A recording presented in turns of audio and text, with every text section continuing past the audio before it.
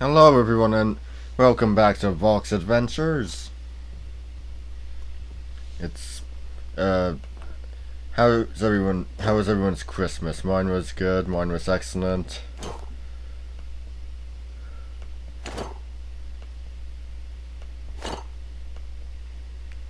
What did you guys get? You get anything good? I got some books, some movies, uh the Jungle Cruise board game. I was gifted a subscription to a National Theatre at home.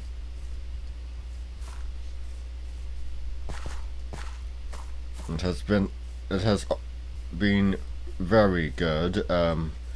So what movies did I get? Well, I'll just tell you which ones I've watched so far. I've watched Black Widow.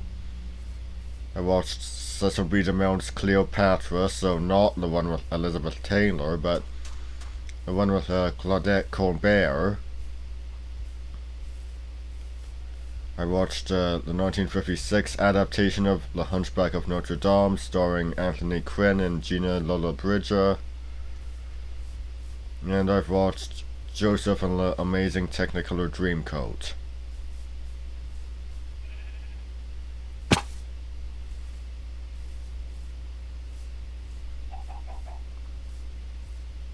I'm going to be watching Jurassic World Dominion later.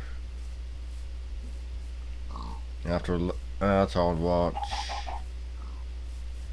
The Merry Wives of Windsor at some point. The film stage production from Stratford, which I have, of course, seen.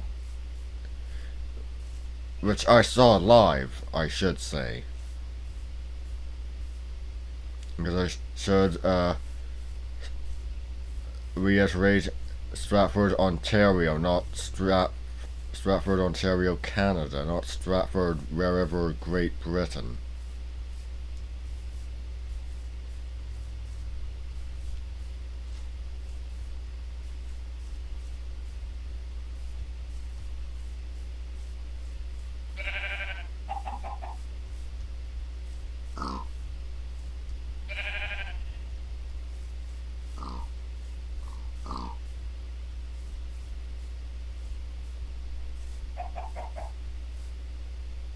And it really is the best production of The Merry Wives of Windsor I've ever seen. Yeah, own two other productions on DVD. One of them is also a film stage production from the Globe Theatre. And yes, it really is the best one. And I'm not just saying that because I'm Canadian, I'm not just saying that because I'm Canadian to support Canadian actors. I'm not just saying because I saw it live. It really is the best.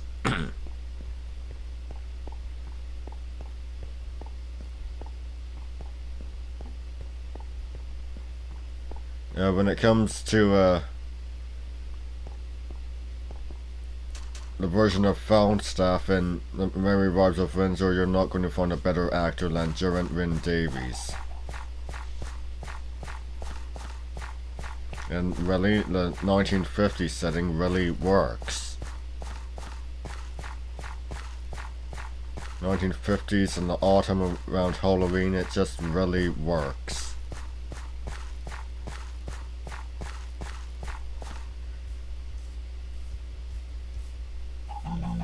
And that's probably one of the reasons why I like it so much, is that in contrast to the other two, which, you know, fairly standard Shakespearean era costuming, it doesn't do that. It does something different. And it's just, in general, better. From the actors, the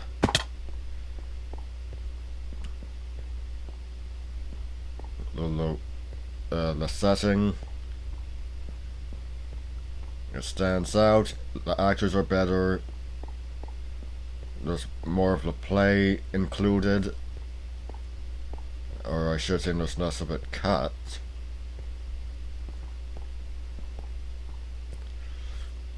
So yeah, really the best one I've seen.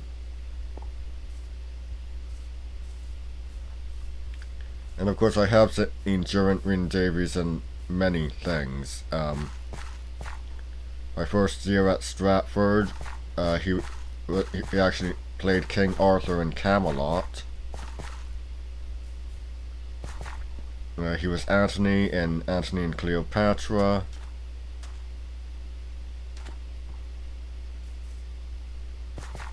And in my opinion, he's the second best actor to play Antony and Cleopatra. The best of them being Ralph Fiennes. And if you're wondering who's in third place, that would be Charlton Heston. Who's fourth? I can't say that because I haven't seen. Because that's pretty much all of the productions I've seen of Antony and Cleopatra.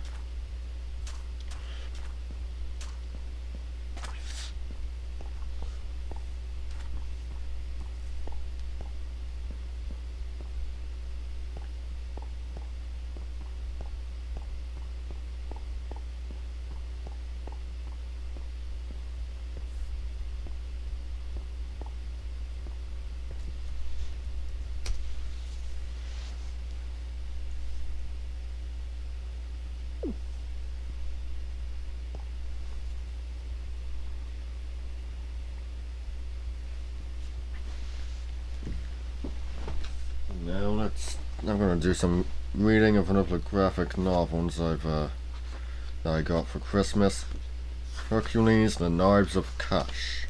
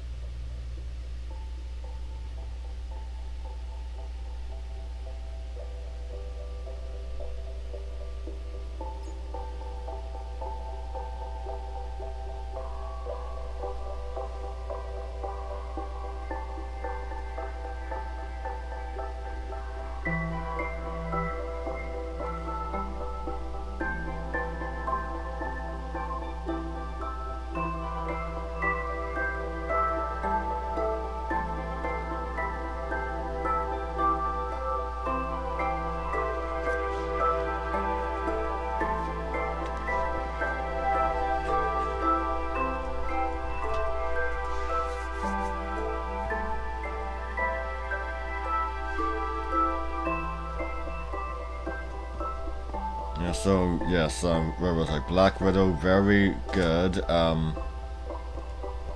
Cleopatra, also very good. It's too bad it's that one's fallen into the shadow of like Elizabeth Taylor film.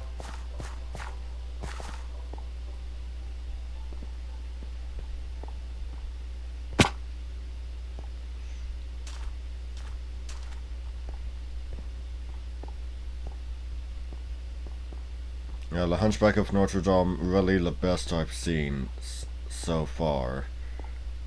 Yeah, one of the best. The 1997 film The Hunchback is also very good. If you want to know what the worst is, that would be the Disney film.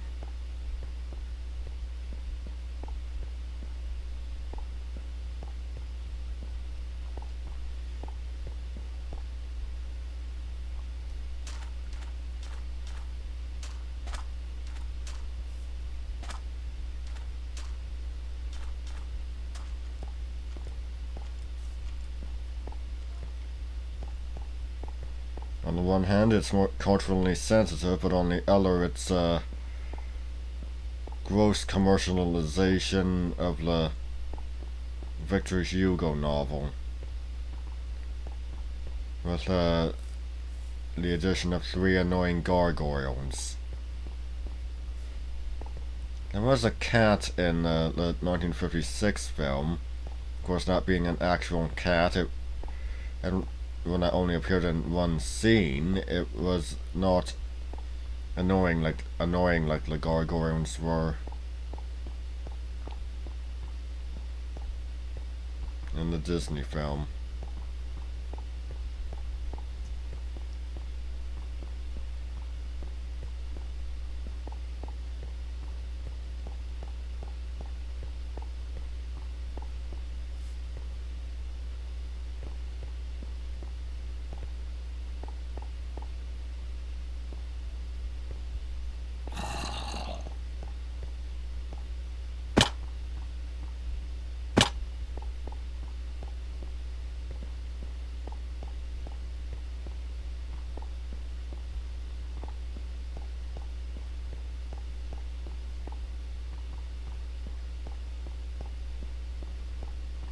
And really, the portrayal of Quasimodo is a lot more the physical portrayal is a lot more human and less caricature.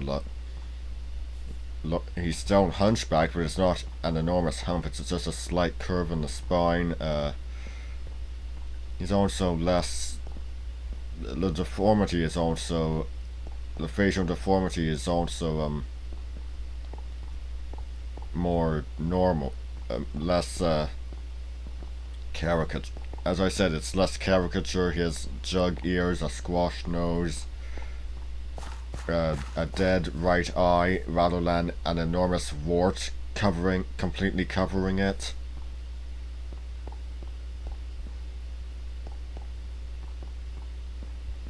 It really works well, especially with the character being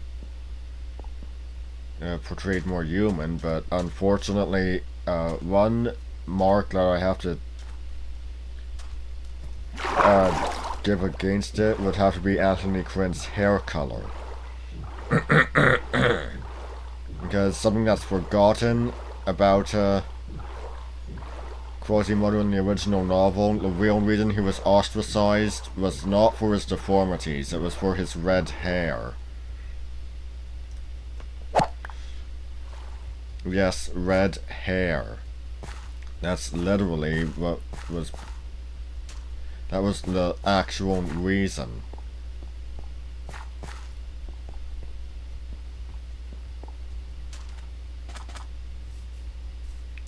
For the ostracization, and of course Anthony Quinn's hair was black, so it's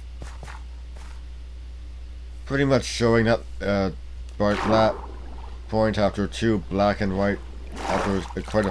and white productions, people had completely forgotten, and to some extent you might say people have still forgotten the reason.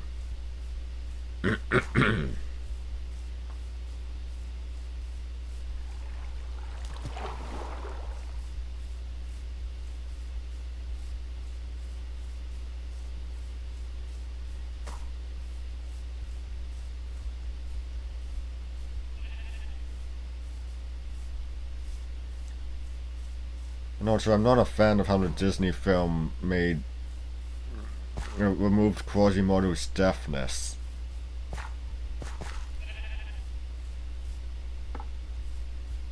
Or how he's not half blind. Deaf, half blind. They couldn't have had a disabled protagonist, could they?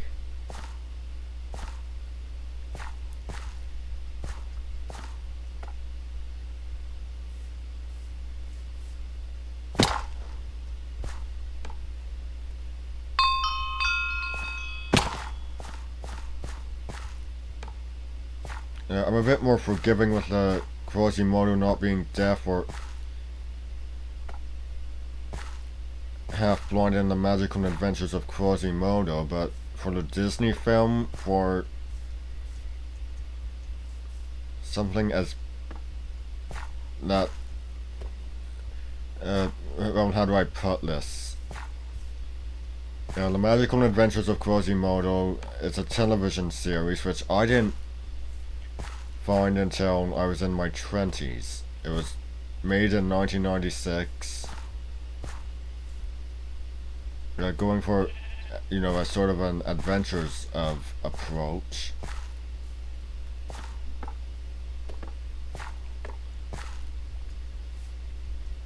But not everyone would have seen that. There would have been more people who had seen the Disney movie, and for that reason, for the reason that more people would have seen the Disney movie, that's the reason I am. I'm more forgiving of Quasimodo being, of him not being deaf and half blind in The Magical Adventures of Quasimodo than I am in the Disney film, because that's something that people would have, that more people would have seen, the Disney film. And sure, there were some past portrayals, which didn't portray him as half blind, such as a Charles Lawton film, the BBC film from 1976 or 77, even the Anthony Hopkins film, and I'm not exactly an expert on whether or not the portrayal in the Mandy Patinkin film could be called half blind. Oh jeez, because both eyes are visible, but I'm not exactly sure. Yeah, the right eye isn't covered by a enormous wart, but I don't know exactly what state that eye would be in. But to remove both disabilities,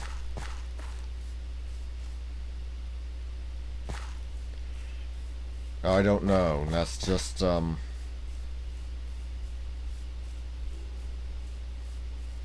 yeah, I don't know.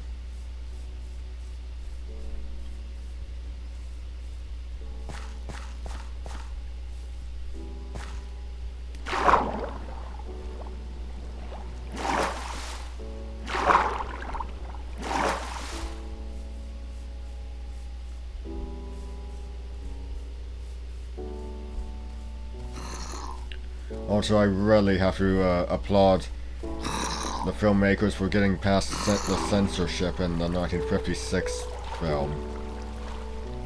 Where yes, they only identify Claude Frollo as an alchemist, but he still wears the robes of a priest, he still works and lives at Notre Dame. So yeah, it basically you have to have read the book to know what else he is.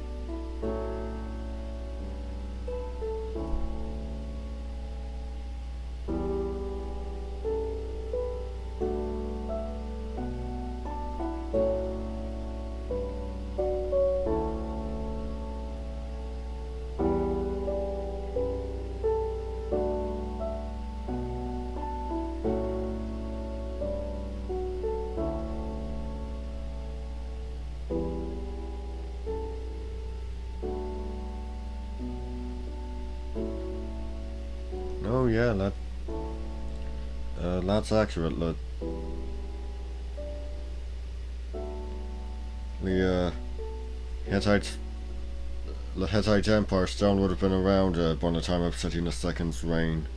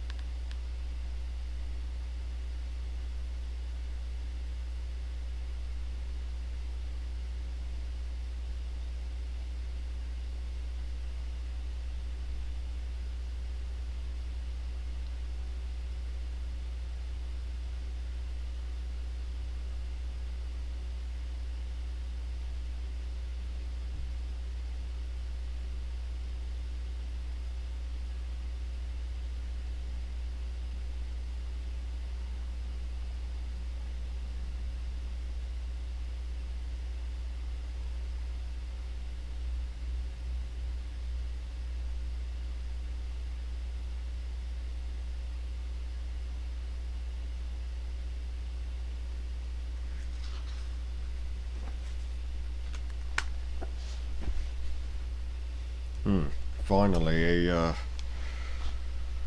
story that covers the civil war between Seti II and Amenmesi, and there actually is a civil war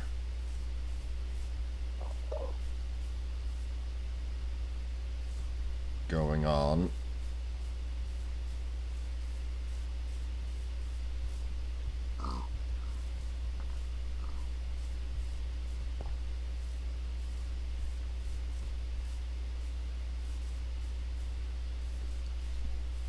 Excuse me.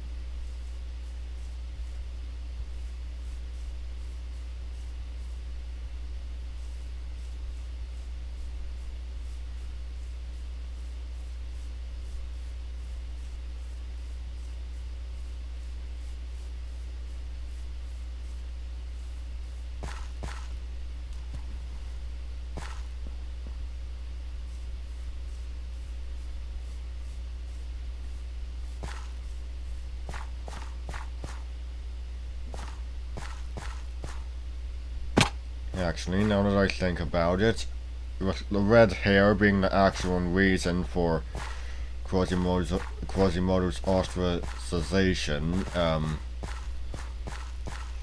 and the Romani having switched him with the infant Agnes, who they themselves named Esmeralda. Yeah, they probably wanted a non-red-headed child, because obviously, no, for goodness sake. Yeah, I'd say the prejudice pretty much wasn't just existing amongst the French, it was existing amongst the, for goodness sake. Existing amongst the Romani also. For goodness sake.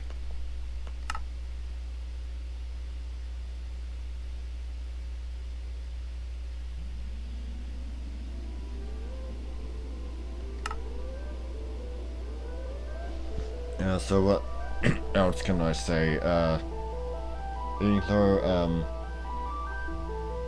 I've changed the mental casting for the character of Taurus the Younger, rather than being modeled after Hakim K. Kazim. He's now modeled after Ernie Hudson, who, known for many things, but of course played Poseidon in Once Upon a Time, and that's connected with my decision to add Poseidon to the list of gods that the Sunborn is a counterpart to. You know, the god that Taurus is high priest to. And it also things such as height, age. Ernie Hudson, he's 6 feet tall. But when he played Poseidon, he was 70, so the character would be. The character of Taurus would be, there we go, 68 at the beginning of the story, and that really works very, very well, especially in the consideration of age, because let me give you a little bit of a history lesson. Before the ascension of Frumentius, roughly analogous to the Egyptian pharaoh Horemheb, a commoner who became a general and who became, well, a king. How do I? Yeah, so basically, there's quite a few analogs with many characters. How do I put this? Taurus, he's also a bit of a Minotaur. He's a bit of a Minotaur analog. He's a Zeus analog, a Poseidon analog. And by that I mean based on the more mundane interpretations, because a Christian interpretation of the Hellenic gods, the male ones anyway, is that they were kings who were made,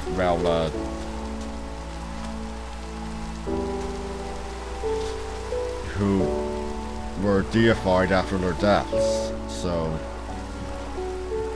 Taurus definitely fits that description, and keep in mind he's also a usurper, much like Amenmesi, the Egyptian pharaoh Amenmesi, taking power while the rightful heir is out of the country.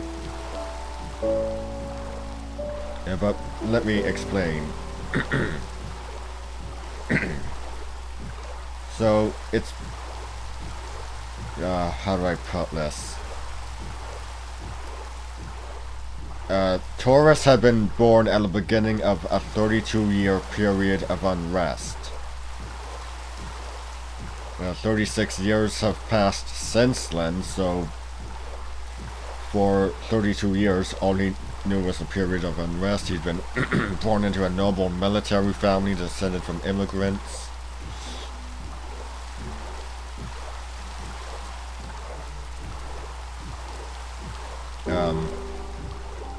After the period of unrest, Frumentius himself, a descendant of immigrants, ascended to the throne.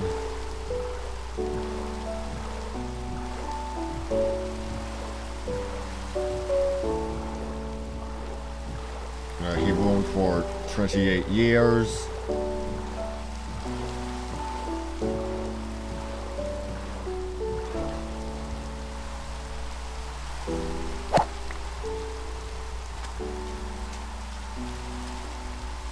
And yeah, because Frumentius had no children, he passed it. He named his right hand Canis, High Priest of the Dog God. I haven't really gotten a proper name for that deity yet. I called it the Donkey God prior, and now calling him the Dog God. Sun Bowl, Moon Cow, Goddess of Wisdom, Cat of the Hunt. I really need better names. Well, I need a better name for two of them beyond just Goddess of Wisdom and Dog God, but on the other hand, the Goddess of Wisdom doesn't look like an animal. She's more... she's more a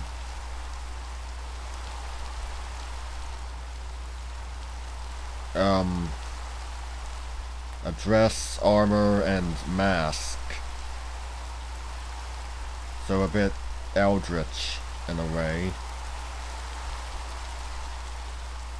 But anyway, Taurus was pretty much born at the beginning of a period of unrest, so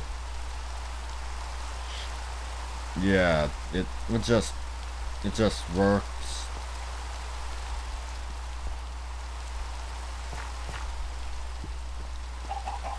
And the name Conon has been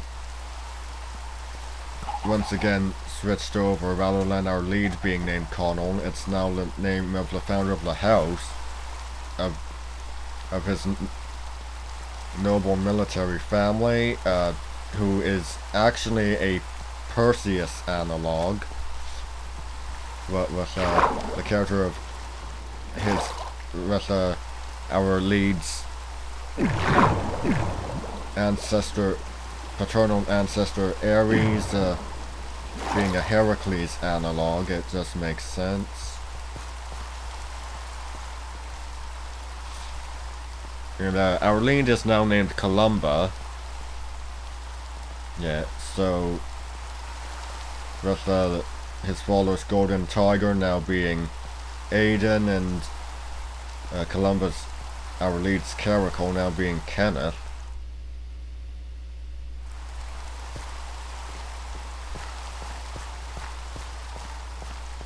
I mean, as long as I don't have to add any more family members, that'll be fine.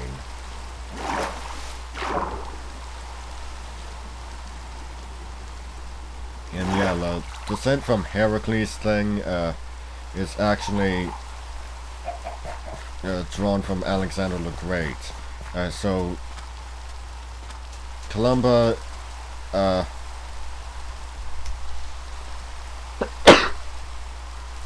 he's a bit of an Alexander the Great analog, his mother being a descendant of Formica, our Achilles analog, but he's also a Ramses II analog.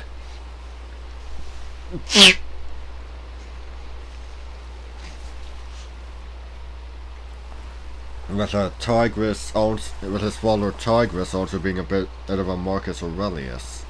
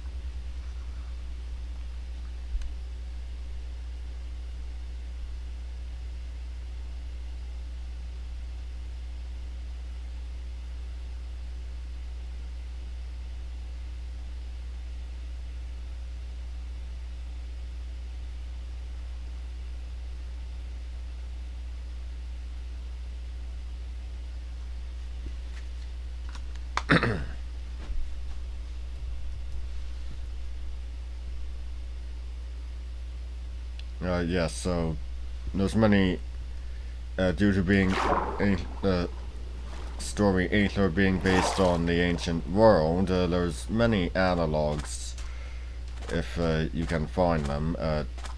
Aether is primarily based on Minoan Crete, but I, of course, took other inspirations.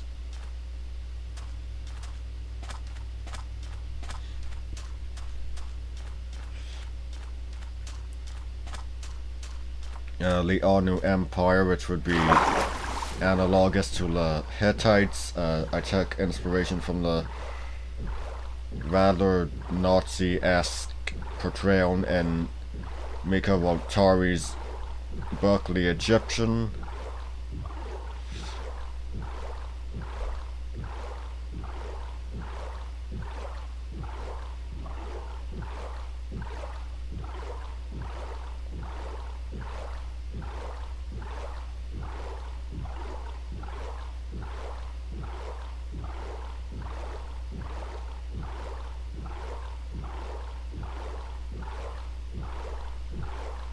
And to a location that I've termed Fort Hydra. Won't be also be uh, basically a symbol of Nazism that needs to be taken down. Taking inspiration from the animated short Return from Olympus, a Russian animated short from 1969, where the Hydra is used as a representation of Nazism and the Stymphalian birds a representation of militarism.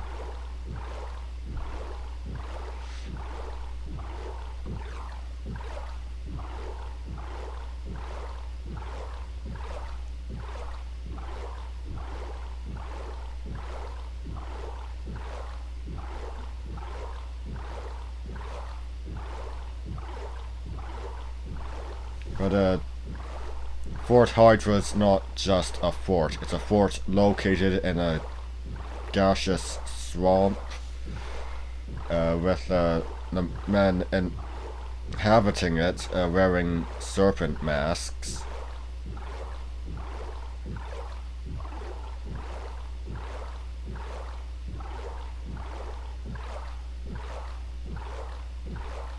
If there was a English dub of Return from Olympus available, or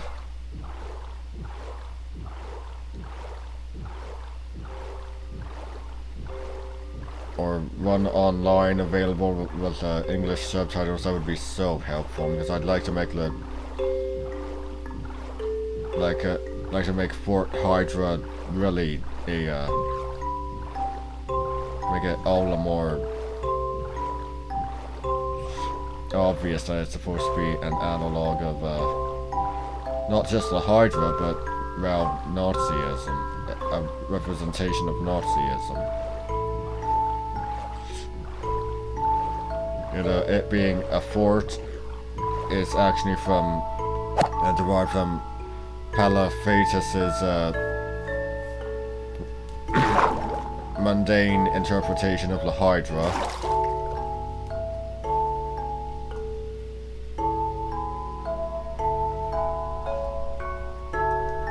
It was really just a fort. It being located in a gaseous swamp. Comes from Edison Marshall's novel Earth Giant, where the Hydra was really just a gaseous swamp. The men wearing serpent masks comes from the 2014 film Hercules. So yeah, it's really a combination of the various mundane portrayals of the Hydra.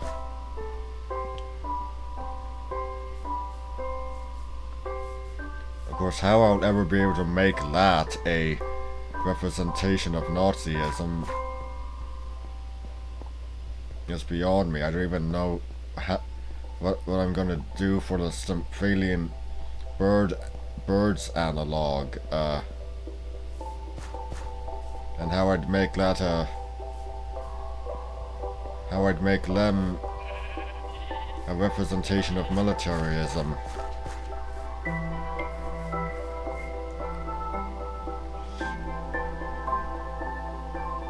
And I'm sorry if this is boring, if this is quite a mature topic.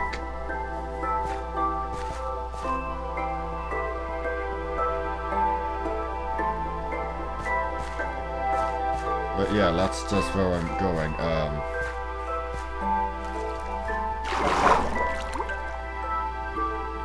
Yeah, let's hear. If you're curious about the Marcus Aurelius thing in regards to Tigris, well, basically, you have to understand a bit of history here. Avidius Cassius, a Roman usurper who was never legitimized, proclaimed himself emperor, and it was believed Marcus Aurelius had died. And that's basically what happens in the story. Taurus proclaims himself King of Aether, the divine Deucalion, all because it seems like Tigris has died of an illness. No one's exactly sure what it was. Might have been just a case of cancer, might have had something to do with his heart. We're not really sure. All that we know is that for a moment his heart stopped and people just... For a moment it seemed as if he had died and the words just got out. But he... Yeah, he didn't. So Cassius just ended up declaring himself Emperor of Rome.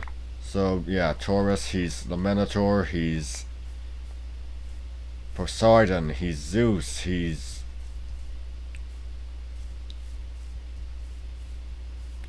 the mundane interpretations of Poseidon and Zeus. Hades, you get the idea.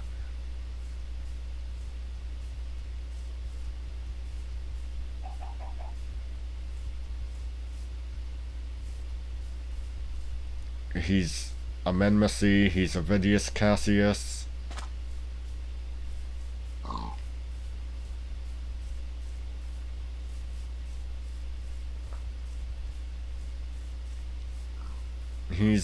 He covers a wide range of characters, both from mythology and from ancient history.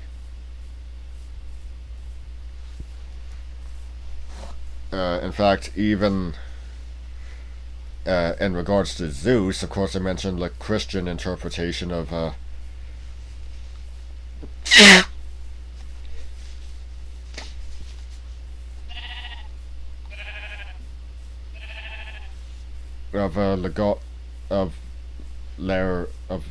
male deities of Hellenic myth just being deified kings who were deified after their death. But in regards to Zeus, and this is one that actually dates back to ancient Hellenic times, or even I don't know how his name's pronounced, Euhermes or something like that.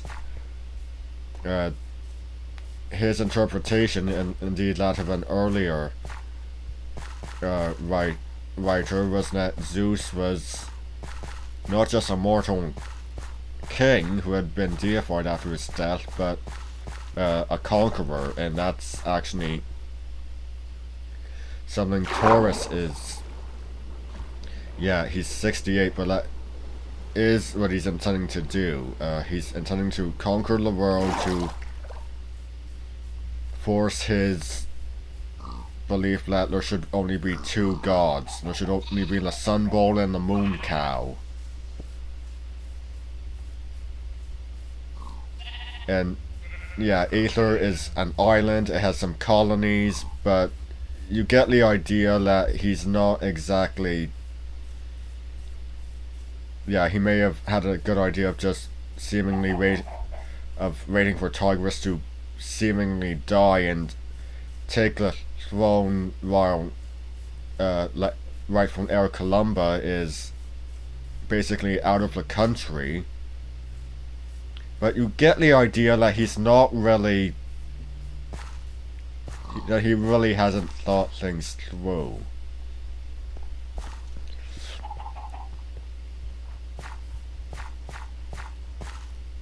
Because let's face it, conquest isn't exactly the most pragmatic of thing. It's not exactly pragmatic. And given his state's size, it's not exactly a smart thing to do.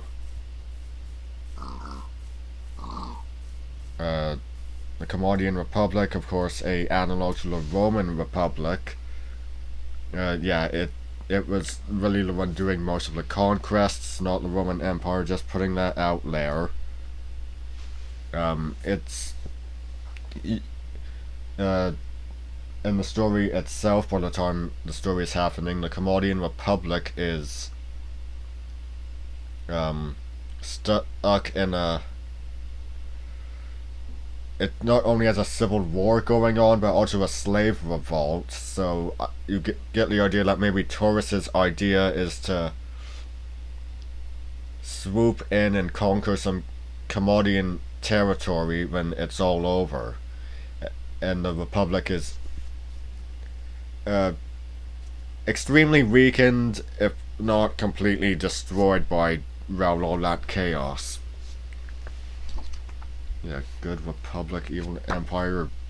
It's nonsense. Yeah, the Roman Republic was not exactly a good thing.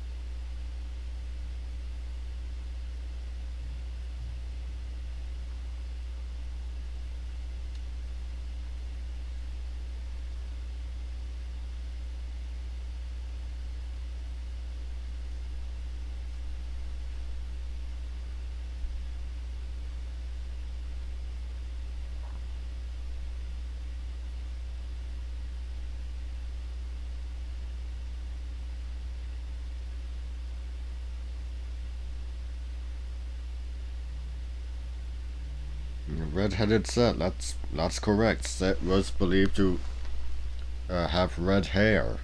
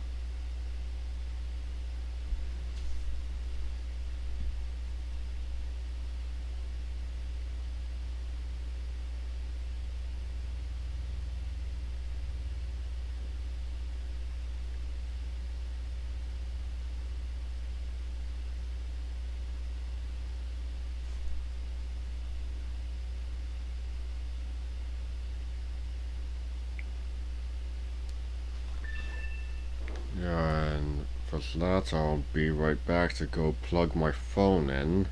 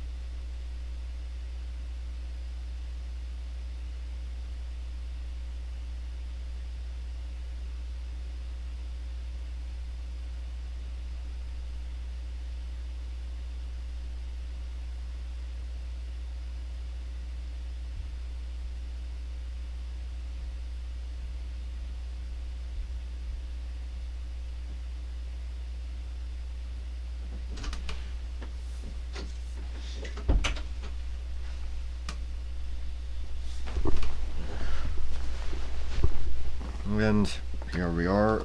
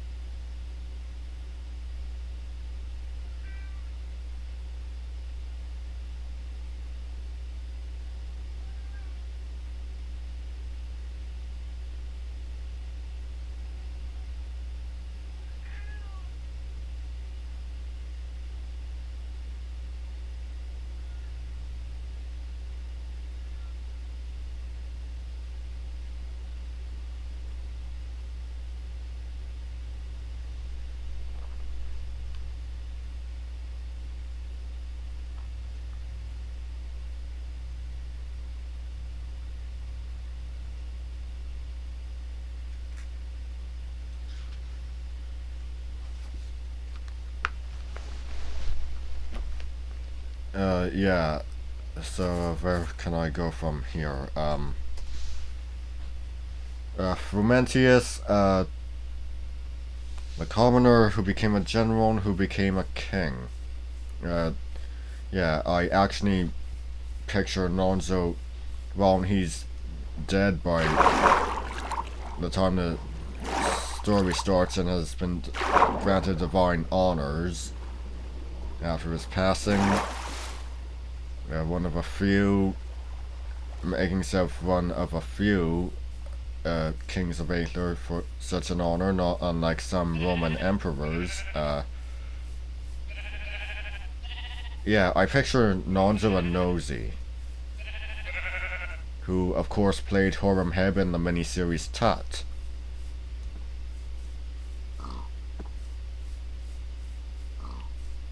He also played Samson in the Bible, so Horam Heb and Samson, both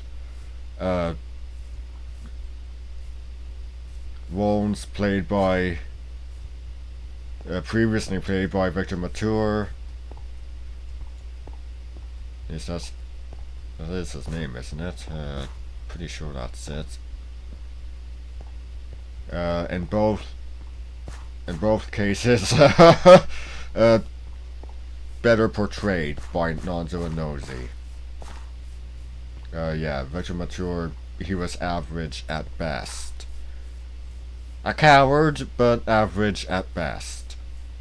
Nonzo and Nosy, oh, he's so much better an actor.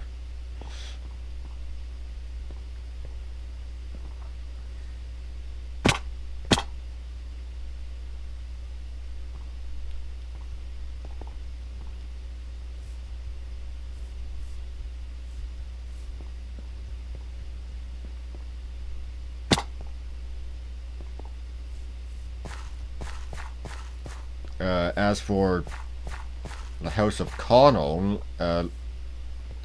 they're ruddy-skinned, red of hair, so they're not black by our modern understanding, but rather vaguely, yeah, they're basically European, but they're not the native Aetherian either. The native Aetherians being olive-skinned with wavy black hair. And I don't really use descriptions like black or white in regards to skin. I use dark, light, or light, but with the House of Connell, I refer to them as ruddy-skinned. I refer to their people as being ruddy-skinned. So it's definitely a case of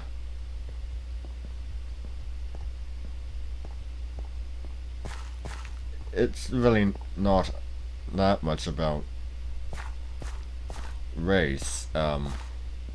It's more about nationality. Yeah, it's basically about nationality, because the gods are the same wherever you go in the world I've created. But Taurus is very much going to make it the case of what gods you worship. He only wants two gods, the Sun Bull and the Moon Cow. If you worship more gods than just them, you're not Aetherian.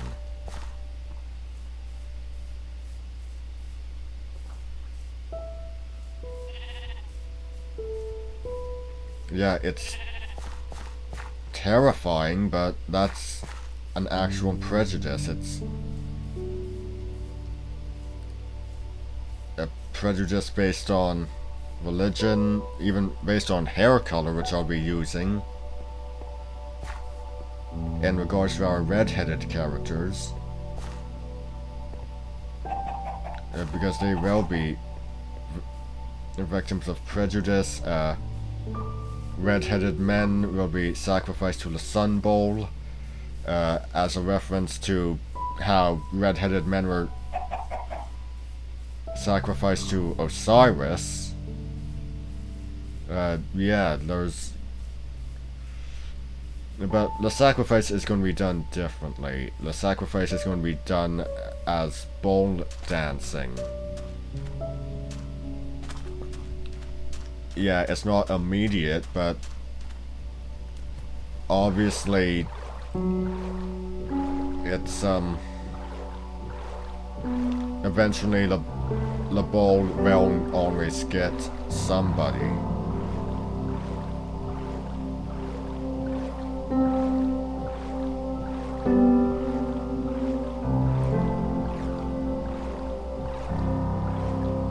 Of course, by the time the story starts, such acts were banned. Frumentius was actually the one who banned bone dancing and made the sacrifices offerings of wine and music.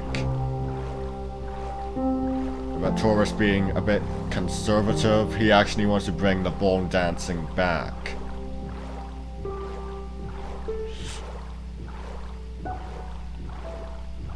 He wants to undo a lot of the reforms of Frumentius,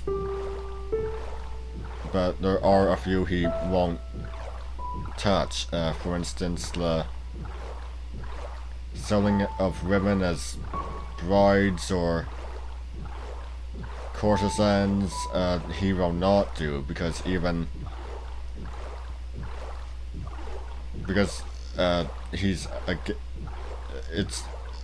it was all, how do I put this? It was perfectly legal, but always disputable, and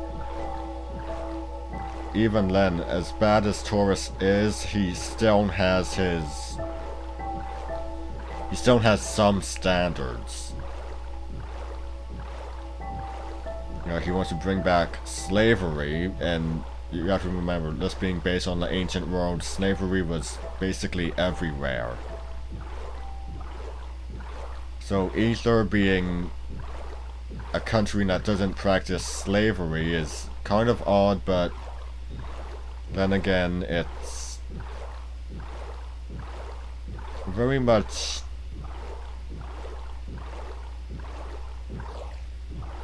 the fact that it doesn't practice slavery anymore is very much enlightening.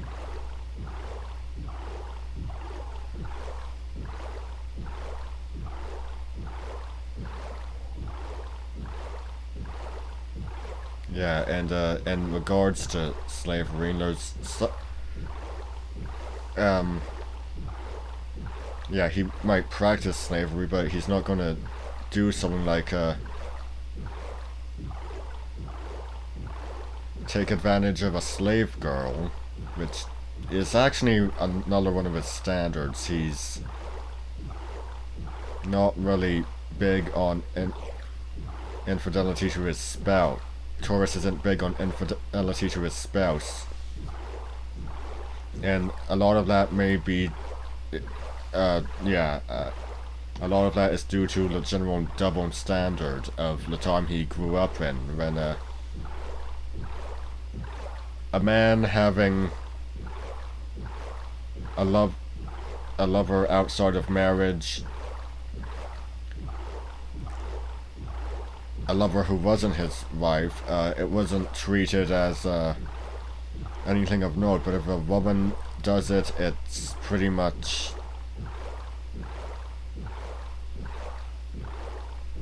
a big deal. If a woman has relations with someone who's not her husband, it's pretty much a big deal. And again, it ties into the Minotaur analog.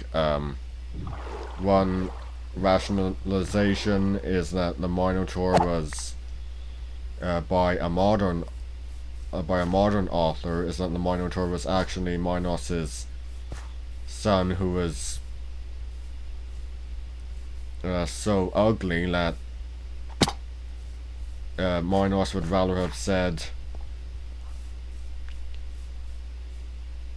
that the boy was the product of his queen engaging in relations with a bull. And in the case of Taurus, it's his father having said that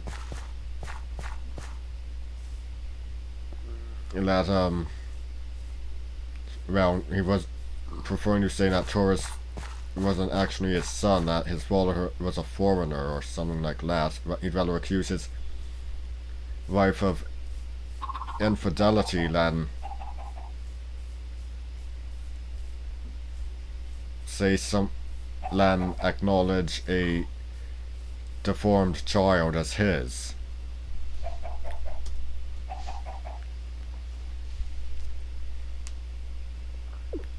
So yeah, yeah, he's not the best person in the world, but he does have some standards. He's not really interested in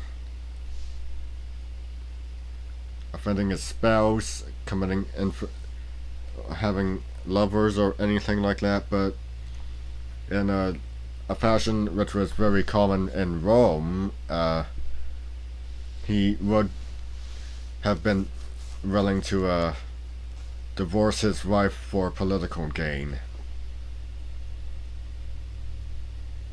And yeah, that's basically something that was always, that you have to remember, before the reforms of Frumentius, that wasn't exactly something that was frowned upon. It was perfectly normal. But with the coming of Frumentius, such uh, things really became frowned upon.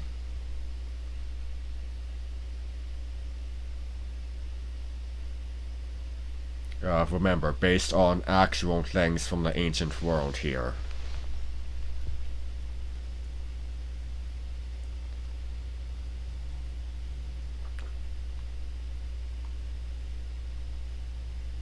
Those are things that would have actually happened.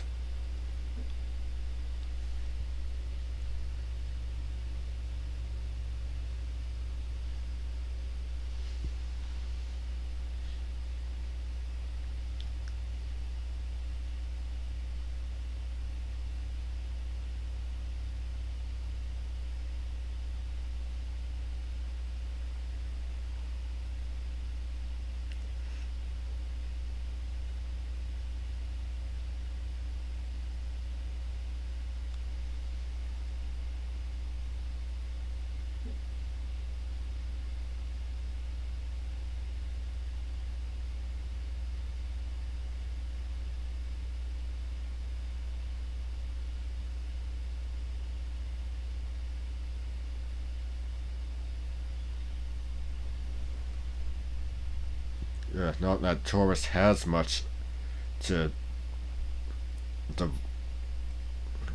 divorce for political gain anymore.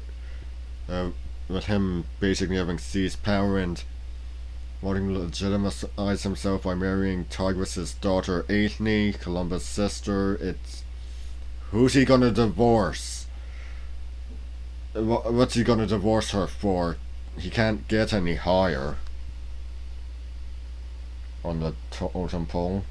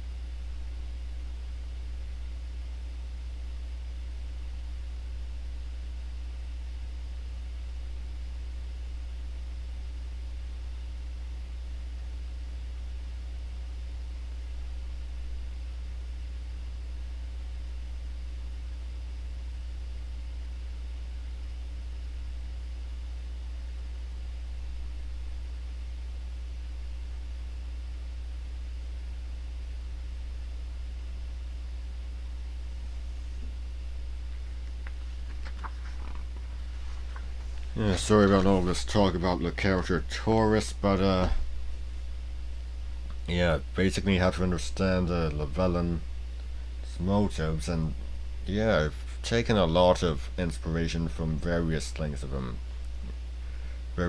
him. A lot of his character, what he would do or wouldn't do. Anyway, that's all for today. I'm Brian Croydragon signing out. Stay straight.